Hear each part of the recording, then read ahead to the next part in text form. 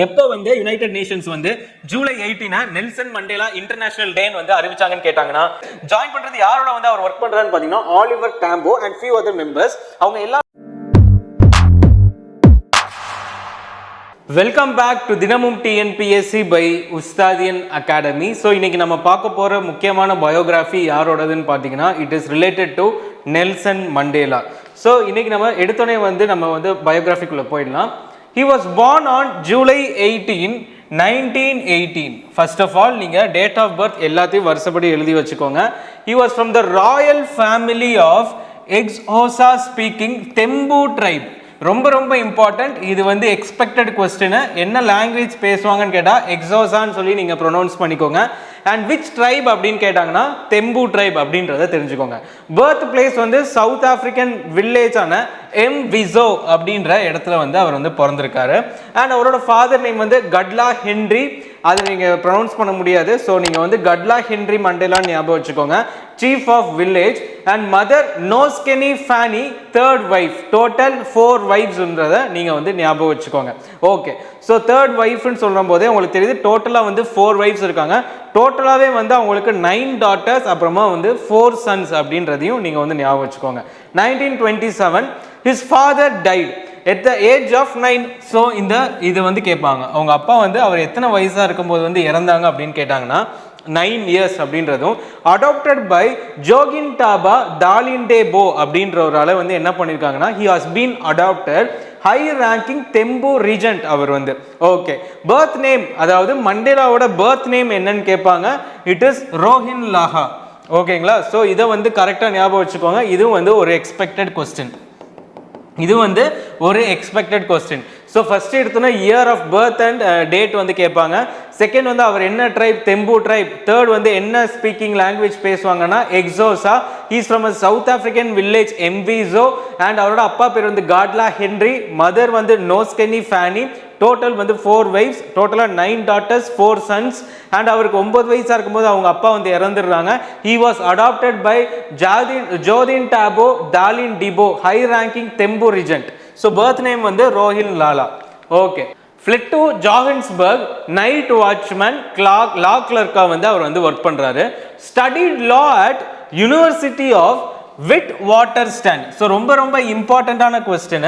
அவர் லா எங்கே படித்தாங்கன்னு கேட்பாங்க. அப்படி கேட்டாங்க அப்படின்னா நீங்கள் சொல்ல வேண்டியது விட் வாட்டர் ஸ்டாண்ட். ஸோ அதுக்கப்புறமா என்ன ஆகுதுன்னு பார்த்தீங்கன்னா டைம் லைன் படி 1944 அவர் வந்து இந்த ஆப்பிரிக்கன் நேஷனல் காங்கிரஸில் போய் வந்து அவர் வந்து ஜாயின் பண்ணுறாரு. ஜாயின் பண்ணுறது யாரோட வந்து அவர் ஒர்க் பண்ணுறாருன்னு பார்த்தீங்கன்னா Oliver Tambo and few other members. அவங்க எல்லாரும் சேர்ந்து the African National Congress Youth லீகை வந்து அவங்க வந்து ஸ்டார்ட் பண்ணுறாங்க. ஸோ அட் த டைம் வந்து அவர் என்ன பண்ணுறாருன்னு பார்த்தீங்கன்னா அட் த சேம் டைம் தான், அந்த டைம் லைனில் தான் அவர் என்ன பண்ணியிருக்காருன்னா எவலின் என்டோகோ மாசி அப்படின்றவங்களை வந்து கல்யாணம் பண்ணுறாங்க. The first wife, 4 children and he was divorced in 1957.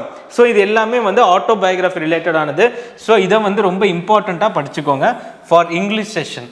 Okay, 1948 election Afrikaner dominated National Party victory அடையுது. அண்ட் அவங்க வந்து என்ன பண்ணுறாங்கன்னா அப்பர்தைடை வந்து அவங்க வந்து இன்ட்ரடியூஸ் பண்ணுறாங்க. ஸோ அதுக்கு அடுத்து என்ன நடந்துச்சுன்னு இப்போ பார்ப்போம். அதுக்கப்புறமா மண்டேலா, ஏஎன்சி, அப்புறமா African National Congress Youth League எல்லாரும் சேர்ந்து இந்த அப்பர்தைடை வந்து எதிர்க்கிறாங்க. Plan to achieve full citizenship for all South Africans. அதுக்காக அவங்க என்னென்ன பண்ணுறாங்கன்னு பார்த்தீங்கன்னா boycott, strike, civil disobedience, non violent methods எல்லாத்தையுமே ஃபாலோ பண்ணி 1952 ஒரு கேம்பெயின் வந்து கொண்டு வராங்க. That is the campaign for the defiance of unjust law. இது அப்படியே கொடுப்பாங்க உங்களோட கொஸ்டின்ல. Campaign for the defiance of unjust லா எந்த வருஷம் நடந்துச்சுன்னு கேட்டாங்கன்னா 1952. He traveled across to organize protest against this unjust law, promoted manifesto freedom charter. இந்த ஃப்ரீடம் சார்ட்டர்ன்றது எப்போ கொண்டு வந்தாங்கன்னு கேட்பாங்க. 1952 டிஃபையன்ஸ் ஆஃப் அன்ஜஸ்ட் லா தகுந்தாப்புல ஒரு கேம்பெயின் நடந்துச்சு. அது எப்போ நடந்துச்சுன்னு கேட்பாங்க 1952. ஸோ இது எல்லாமே நீங்கள் வந்து உடனே வந்து மக்கப் பண்ணிக்கோங்க. 1952 defiance of unjust law, 1952 freedom charter. So அடுத்து பார்க்கலாம். 1952 தான் மண்டேலாவும் டாம்போவும் என்ன பண்ணுறாங்கன்னா சவுத் ஆப்பிரிக்காவோட ஃபர்ஸ்ட் பிளாக் லா ஃபர்ம் வந்து ரெடி பண்ணுறாங்க. அது எப்படி வந்து அவங்க வந்து ஹெல்ப் பண்ணுறாங்கன்னு பார்த்தீங்கன்னா ஃப்ரீயாக யார் ரொம்ப கஷ்டப்படுறாங்களோ அவங்களுக்கு ஃப்ரீயாகவும், யார்கிட்ட ஓரளவுக்கு வந்து வசதி இருக்கோ அவங்ககிட்ட வந்து லோ காஸ்ட்டாக வந்து லீகல் கவுன்சில் வந்து அவங்க வந்து கொடுக்குறாங்க. நம்ம இப்போ தான் பார்த்தோம், மண்டேலா வந்து லா படித்தார். அவர் எங்கே படித்தாருன்றதை இப்போ நீங்கள் உடனே ரீகால் பண்ணி கீழே வந்து கமெண்ட் செஷனில் கமெண்ட் பண்ணுங்கள். December 5, 1956 மண்டேலா அண்ட் 155 ஆக்டிவிஸ்ட்டை வந்து அரெஸ்ட் பண்றாங்க and went on to trial for treason. ஓகேங்களா? and acquitted in 1961. So 1956ல மண்டேலாவும் 150 ஆக்டிவிஸ்டையும் அரெஸ்ட் பண்ணி they are acquitted in 1965. So 1959ல ஏஎன்சியில் வந்து ஒரு ஸ்பிளிட் நடக்குது. எப்படி வந்து ஐஎன்சியில் ஸ்பிளிட் நடந்ததோ அதே மாதிரி ஏஎன்சிலையும் வந்து ஒரு ஸ்பிளிட் நடக்குது. Militant faction splitting off formed PAC, அதாவது பேன் ஆப்ரிக்கானிஸ்ட் காங்கிரஸ் அப்படின்றத வந்து உருவாக்குறாங்க இன் 1959. ஸோ நமக்கு தெரியும் 1907ல வந்து ஐஎன்சியோட ஸ்பிளிட் நடக்குது. இது வந்து 1959ல வந்துட்டு பேக் பேன் ஆப்ரிக்கன் காங்கிரஸை வந்து ஸ்பிளிட் அப் ஆகுதுன்றதையும் நீங்கள் வந்து தெரிஞ்சுக்கணும். ஓகே, இப்போ அடுத்து என்ன நடக்குது பாருங்க. 1960ல ஒரு சம்பவம் வந்து நடக்குது டைம் லைன் படி. அது ஆப்பிரிக்காவில் எல்லா போலீஸும் சேர்ந்து பீஸ்ஃபுல்லான பிளாக் ப்ரொட்டஸ்டர்ஸை வந்து என்ன பண்ணுறாங்கன்னா அதை உங்களை வந்து தாக்குறாங்க. அந்த தாக்குதலில் பார்த்தீங்கன்னா கிட்டத்தட்ட 69 பேர் வந்து பலியாகிறாங்க. அது எந்த இடத்துலன்னு பார்த்தீங்கன்னா ஷார்ப் வில்லி அப்படின்ற ஒரு இடத்துல. அப்பார்த்தைட் கவர்மெண்ட் தான் அது காரணம். And it was banned, it also banned the ANC, அதாவது ஆப்பிரிக்கன் நேஷனல் காங்கிரஸையும் அதுலேருந்து ஸ்பிளிட் ஆன அந்த ஃப்ராக்ஷனையும் என்ன பண்றாங்கன்னு பார்த்தீங்கன்னா அவங்க வந்து பேன் பண்ணிடுறாங்க. In 1961 Mandela co-founded the MK Spear of the Nation. So இதை அப்படியே ஞாபகம் வச்சுக்கோங்க. இதை தான் வந்து உங்களுக்கு கொடுப்பாங்க, spear of the nation MK, just எம்கேன்னு கூட கொடுப்பாங்க. ஸோ 1961. ஸோ அது ரொம்ப ரொம்ப ரொம்ப இம்பார்ட்டன்ட். ஸோ ஃபர்ஸ்ட் ரொம்ப இம்பார்ட்டன்டான இயர் 1952 அந்த அன்ஜஸ்ட் லா. அதுக்கப்புறமா 1961 இந்த ஸ்பியர் ஆஃப் நேஷன் எம்கேன்றது ரொம்ப ரொம்ப important. So in 1962 traveled abroad illegally conference. அது எந்த கான்ஃபரன்ஸுக்கு போறாருன்னு பார்த்தீங்கன்னா ஆப்பிரிக்கன் நேஷனலிஸ்ட் லீடர்ஸ் இன் எத்தியோப்பியா அப்படின்ற கான்ஃபரன்ஸுக்கு வந்து 1962ல போறாங்க. ரொம்ப ரொம்ப ரொம்ப இம்பார்ட்டன்ட். ஸோ இல்லீகலாக அவர் வந்து டிராவல் பண்ணி ஒரு கான்ஃபரன்ஸ் போறாரு. எப்போன்னு கேட்பாங்க 1962. எங்கன்னு கேட்பாங்க ஆப்பிரிக்கன் நேஷனலிஸ்ட் லீடர்ஸ், எந்த இடத்துலன்னு கேட்பாங்க இன் எத்தியோப்பியா அப்படின்றத நீங்க வந்து கரெக்டாக வந்து மக்கப் பண்ணிக்கோங்க. It is very very important. And இந்த ஷார்ப் வில்லி ரொம்ப ரொம்ப இம்பார்ட்டன்ட். ஸோ அதையும் வந்து தெரிஞ்சுக்கோங்க. நெக்ஸ்ட், அப்போ அவர் அங்கே போகும்போது என்ன பண்ணுறாரு, எத்தியோப்பியாவுக்கு மட்டும் போகாமல் அவரோட அந்த கோவர்க்கர் இல்லைனா ஃப்ரெண்டுன்னு சொல்ல ஆலிவர் டாம்போ வந்து லண்டனில் போய் மீட் பண்ணுறாரு. அண்ட் ஆல்சோ வெண்ட் குரியல்லா ட்ரைனிங், அதாவது மராத்தாஸ் நீங்கள் படிச்சிருந்தீங்க அப்படின்னா இந்த குரியல்லா ட்ரைனிங் பற்றி நம்ம வந்து தெரிஞ்சிருப்போம். ஸோ அந்த ட்ரைனிங்கையும் வந்து மண்டேலா அவர்கள் வந்து அல்ஜீரியாவில் வந்து கற்றுக்குறாங்க, ட்ரைனிங் போகிறாங்க. அண்ட் இன் August 5 அவர் ரிட்டர்ன் ஆகும்போது சவுத் ஆப்பிரிக்காவில் வந்து அவரை வந்து என்ன பண்ணுறாங்க, அரெஸ்ட் பண்ணுறாங்க. And 5 years prison. எதுக்காகன்னு பார்த்தீங்கன்னா for leaving country and inciting 1961 worker strike. So அதுக்கும் வந்து அவர் வந்து இது பண்ணுறாங்க. ஸோ ரிவோனியா ட்ரையல் அடுத்து ரொம்ப ரொம்ப இம்பார்ட்டண்ட்டான விஷயம். Lasted for 8 months. இது வந்து தனியான ஒரு trial case. So lasted for 8 months, sentence to life imprisonment. அவர் என்ன பண்ணுறாங்கன்னா நீ காலத்துக்கு வந்து ஜெயிலே இருங்க அப்படின்னு சொல்லிடுறாங்க இன் ரிவோனியா ட்ரையல். ஸோ இதுக்கு அடுத்து என்ன நடக்குதுன்னு பாருங்க, பிஹைண்ட் பார்ஸ். ஸோ இது வரைக்கும் வந்து அவர் வந்து நம்ம எல்லாருக்கும் தெரிய வேண்டிய ஒரு விஷயம் என்னன்னா அவர் 27 வருஷமா வந்து ஜெயிலில் இருக்காரு. ஸோ பார்த்தீங்கன்னா ஃபர்ஸ்ட் 18 வருஷம் வந்து ராபன் ஐலாண்ட் பிரிசன் கேப் டவுன்ல வந்து அவரோட வாழ்க்கையை வந்து கலைக்கிறாரு. Once every 6 months met Winnie Madikizela, her second wife, 2 daughters வந்து அவங்களுக்கு இருக்காங்க. வின்னி மண்டேலான்னு ஞாபகம் வச்சுக்கோங்க. Earned bachelor of law degree university of London. So இன்னொரு லா டிகிரி அந்த ராபன் ஐலாண்டில் இருக்கும்போது அவர் வந்து எங்கேருந்து லா டிகிரி முடிச்சாங்கன்னு கேட்டாங்கன்னா யூனிவர்சிட்டி ஆஃப் லண்டன் அப்படின்றத நீங்கள் தெரிஞ்சுக்கணும். Smuggled out political statement draft of long walk to freedom. So அதுக்கு வந்து அவர் வந்து இந்த பொலிட்டிக்கல் ஸ்டேட்மெண்ட்ஸ் எல்லாம் யூஸ் பண்ணுறாரு. Oliver Tambo introduce the free Nelson Mandela campaign. So இந்த Nelson Mandela campaign, free Nelson Mandela campaign வந்து யாரால் தொடங்கப்பட்டதுன்னு கேட்பாங்க. It is by Oliver Tambo in 1980. ரொம்ப ரொம்ப ரொம்ப ரொம்ப ஒரு இம்பார்ட்டண்ட்டான ஒரு நாள். ஸோ ஃபர்ஸ்ட் எடுத்தோன்னா 1952, நெக்ஸ்ட் 1961, அதுக்கப்புறமா 1980 ரொம்ப ரொம்ப முக்கியம். அண்ட் அவர் வந்து 27 வருஷமாக வந்து ஜெயிலில் இருக்காருன்றதையும் நீங்கள் வந்து தெரிஞ்சுக்கணும். Okay, in 1982 Mandela was move to Pollsmoor prison. So அடுத்த பிரிசன் என்னது, போல்ஸ்மூர். எப்போ 1982. In 1988 under house arrest, 1990 ரொம்ப முக்கியமான ஸ்டேட்மெண்ட் இதுதான். President F.W. de Klerk lifted ban on, அதாவது அவர் வந்து என்ன பண்றாருன்னா அவர் வந்து ஏஎன்சியோட பேனை வந்து இது பண்றாரு, லிஃப்ட் பண்ணிடுறாரு. ஓகேங்களா. இன் February 11, 1990 ordered Mandela's release and after release he led ANC. and அது மட்டும் இல்லாம அவங்க இரண்டு பேருக்குமே என்ன பண்றாங்கன்னு பாத்தீங்கன்னா டிசம்பர் 1993 அப்போ அவங்களுக்கு வந்து நோபல் பீஸ் பிரைஸ் வந்து கொடுக்குறாங்க இரண்டு பேருக்குமே. அது மட்டும் இல்லாம இந்த இயரை நல்லா ஞாபகம் வச்சுக்கோங்க, 1990 அதுக்கப்புறமா 1993. So in April 26 the superb day, அவங்க இவ்வளோ நாள் கஷ்டப்பட்ட எல்லாமே வந்து இப்போ வந்து என்ன ஆகுது, வழிநடைக்கு வந்து வருது. So okay, April 26, 1994 22 million South Africans lost ballots in country's first multi-racial parliamentary elections. So அவங்க எல்லாருமே என்ன பண்ணுறாங்கன்னா they are casting their ballots in country's first multi-racial parliamentary elections. So casting ballots அப்படின்னா அவங்க வந்து ஓட்டு போட வந்து வராங்க. எவ்வளோ பேர்னு பார்த்தீங்கன்னா 22 million South Africans. ரொம்ப இம்பார்ட்டண்ட்டான ஒரு ஸ்டேட்மெண்ட். ஸோ அடுத்து பாருங்க, May 10, 1994 ஃபர்ஸ்ட் பிளாக் பிரசிடென்ட்டாக வந்து அவர் வந்து சவுத் ஆப்பிரிக்காவுக்கு வராரு. de Klerk as his deputy established the Truth Reconciliation Commission to investigate political violations of apartheid 1960 ல இருந்து 1964. ஸோ நல்ல ஞாபகம் வச்சுக்கோங்க, he is the first black president of South Africa. எப்போ வந்து எலெக்ட் ஆகுறாங்க கேட்டாங்கன்னா May 10, 1994. May 10, 1994.